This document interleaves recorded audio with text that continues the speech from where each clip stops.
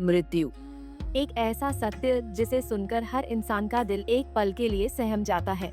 लेकिन जब काल समय से पहले ही किसी की सांसें छीन ले तो डर और बेचैनी और भी बढ़ जाती है। क्या आपने कभी सोचा है कि जब कोई व्यक्ति अचानक दुर्घटना, गंभीर बीमारी या आत्महत्या का शिकार होता है तो उसकी आत्मा का क्या होता है? क्या उसे तुरंत नया शरीर मिलता है या वह अंधेरों में कहीं भटकती रह जाती है?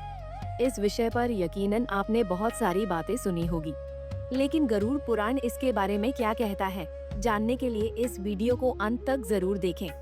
सनातन धर्म का महान ग्रंथ गरुड़ पुराण इस रहस्य की परतों को खोलता है। यह केवल मृत्यु के बाद का सफरनामा नहीं है, बल्कि हमारे कर्मों, आयु और मोक्ष का एक गहरा दर्पण है। गरुड़ पुराण कहता है कि हर व्यक्ति की आयु उसके संचित कर्मों से बंधी होती है।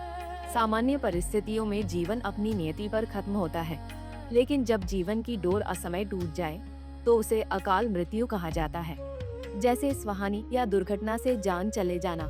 ग्रंथों के अनुसार अकाल मृत्यु में शरीर तो नष्ट हो जाता है, पर आत्मा की निर्धारित आयु अभी बाकी होती है।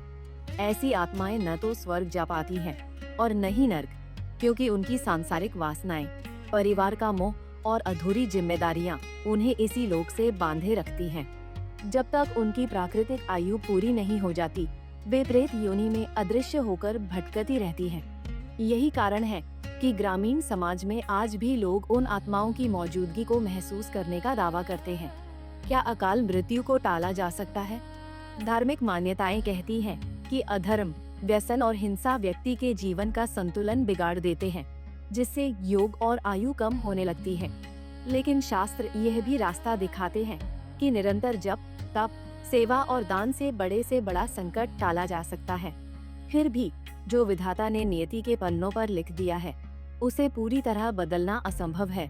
यही सृष्टि का अटूट संतुलन है। परेशान परिजनों के लिए गरुड़ पुराण सांत्वना का मार्ग भी बताता है।